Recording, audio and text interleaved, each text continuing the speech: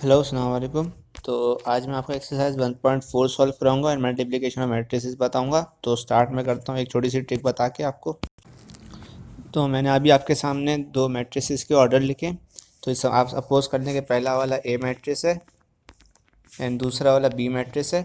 तो अगर ये मल्टीप्लाई आपको पूछे मल्टीप्लाई हो सकते हैं या नहीं हो सकते, तो इसका तरीका ये है कि आपने पहले के कॉलम को देखा, दूसरे को रो को देखा, सेम है, इसका मतलब मल्टीप्लाई हो सकते हैं। उसकी और ट्रिक क्या है, मल्टीप्लाई करने के बाद जब आपका आंसर आएगा ना, वो आंसर का ऑर्डर होगा ये, यानी आपका जो आंसर आएगा वो आएगा 2/2 का। आपको आगे एग्जाम्पल के साथ भी मैं आपको समझाऊंगा किस तरह से ये आंसर आएगा। ठीक है, आगे चलते हैं एक्सरसाइज की तरफ।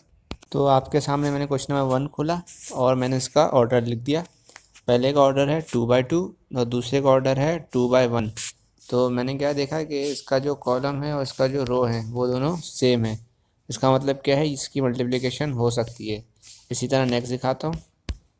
नेक्स्ट में क्या है, इसका ऑर्डर क्या है 2/2 पहले का मैट्रिक्स का, सेकंड का क्या है 2/2। और इसकी आप चेक करें, कॉलम सेम है इसका फर्स्ट मैट्रिक्स का एंड सेकंड के रो सेम है, तो ये मैट्रिक्स हो सकता है मल्टीप्लिकेशन। इसी तरह 3 में भी वही सेम चीज़ है। अगर आप ऑर्डर देखें तो 2/1 और इसका ऑर्डर है आपका 2/2।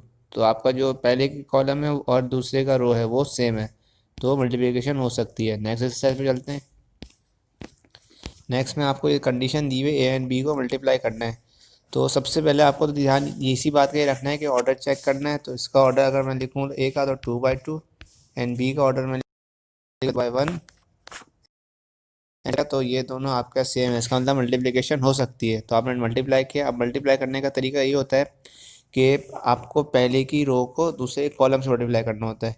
तो जैसे मैंने क्या करा, एक एलिमेंट, जैसे पहला एलिमेंट है 3 को मल्टीप्लाई किया दूसरे के कॉलम से 6, देन एडिशन का साइन लगाया एंड देन सेकंड, उसके बाद आप राइट साइड पे गए, आपने 3 के बाद 0 लिया, 0 को मल्टीप्लाई किया पहले के कॉलम से और सेकंड मैट्रिक्स के कॉलम से, तो आपका 0 × 5। तो आपके पास आ गया 3 × 6 एंड 0 × 5। नेक्स्ट में क्या किया, आपका जब कॉलम खत्म हो गया, आप फिर सेकंड रो पे जाएंगे पहले मैट्रिक्स की।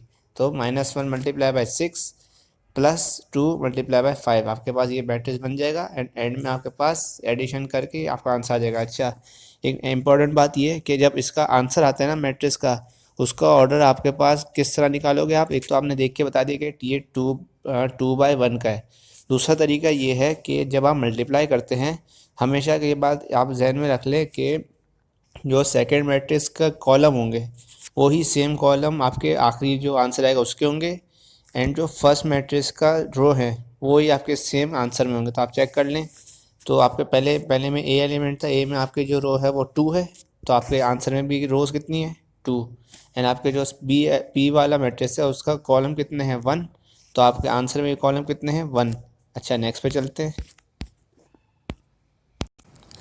तो मैं आपको अभी क्वेश्चन नंबर 5 कराता हूँ, थोड़ा सा ये मुश्किल है इसलिए आपको 5 की तरफ ले आता हूँ। तो ये आप जैसे देख सकते हैं 5 पे आ गया। सबसे पहला काम क्या किया, मैंने ऑर्डर निकाला, उसका ऑर्डर होगा 3/2 एंड जो सेकंड मैट्रिक्स है उसका ऑर्डर होगा 2/2।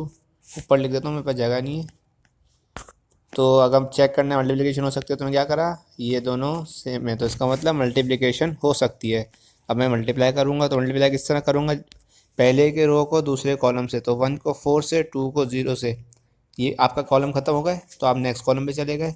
नेक्स्ट में आपने क्या किया, पहले के रो को दूसरे कॉलम से, इस तरह से आपको चलना है कि आपने पहले तो इससे मल्टीप्लाई किया और इसको इससे मल्टीप्लाई किया, ये आपका हो गया। तो फिर आप आगे गए, आपने दूसरे में इस दूसरे से दूसरे कॉलम से मल्टीप्लाई किया और पहली रो को ही दूसरे कॉलम से मल्टीप्लाई किया। ये आपका जब एंड हो जाएगा तो आपने पहला जो आपका मैट्रिक्स है उसके पहले एलिमेंट को दूसरे के कॉलम से मल्टीप्लाई करा। एक सेकंड। अच्छा, फिर आप आगे गए तो आपने क्या किया, दो पहले की रो को -3 को मल्टीप्लाई कर दिया दूसरे के कॉलम से, मतलब 4 से। फिर 0 को आपने मल्टीप्लाई कर दिया 0 से। नेक्स्ट पे चले गए। आपके जब आपको रो टू कॉलम जाना है, मतलब -3 को फिर मल्टीप्लाई किया 5 से और फिर मल्टीप्लाई किया -4 से, ये एंड हो गए आपके कॉलम। फिर आप दोबारा फर्स्ट मैट्रिक्स पे आ गए, आपने 6 को मल्टीप्लाई किया 4 से, पहले 4 से, पहले एलिमेंट से। देन -1 को मल्टीप्लाई किया 0 से, ठीक है, आपका पहला कॉलम एंड हो गया। फिर आप रोज से दोबारा, मतलब ये कॉलम एंड हो गया, फिर सेकंड कॉलम पे चले गए। देन 6 को मल्टीप्लाई किया 5 से एंड 1 -1 को मल्टीप्लाई किया -4 से। फिर आपने साइन लगा दिया और एंड में आपको आंसर जब चेक करना है, चेक का तरीका को क्या बताया कि जो दूसरे के कॉलम है वो एज इट इज़ आपके आंसर में होंगे, तो दूसरे के 2 कॉलम है तो आपके आंसर में भी 2 कॉलम है। एंड जो फर्स्ट के रो होंगे वो आपके एज इट इज़ आंसर में होंगे, तो फर्स्ट के रो आपके 3 रोज हैं तो आपके आंसर में भी 3 रोज हैं। नेक्स्ट एक्सरसाइज में चलते हैं।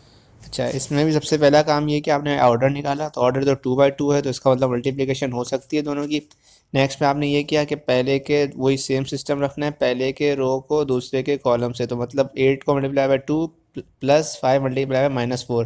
देन नेक्स्ट कॉलम पे चलेगा 8 मल्टीप्लाई बाई -5/2, 5 मल्टीप्लाई बाई 4 और बीच में एडिशन आ जाएगी, और इसी तरह आप आगे कंटिन्यू करते रहेंगे। भले फ्रैक्शन में आ गई चीज़ लेकिन इससे कोई इशू नहीं होता, प्रॉब्लम। एंड देन फिर ये आ गया कि इसमें आपको ट्रांसपोज निकालना होगा, तो आपको पहले प्रूफ करना है। तो किस तरह करेंगे ये आपने पहले लेफ्ट हैंड साइड को देखा, ए इंटू बी मल्टीप्लाई किया, देन ट्रांसपोज है। तो आपने क्या किया, पहले ए के एलिमेंट देखे 2/2, बी के एलिमेंट देखे 2/2, तो मल्टीप्लाई हो सकते हैं। तो आपने दोनों को मल्टीप्लाई किया तो आपके आंसर में भी 2/2 आएगा, क्योंकि दोनों पहले का रो दूसरे कॉलम आएगा आंसर में, तो वो आ गया।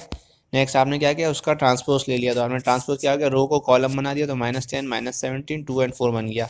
इसी तरह आप इंडिविजुअल ट्रांसपोज लेंगे और उसको मल्टीप्लाई करेंगे, सेम एज इट इज आएगा, तो left hand side and right hand side बराबर प्रूफ हो जाएगी।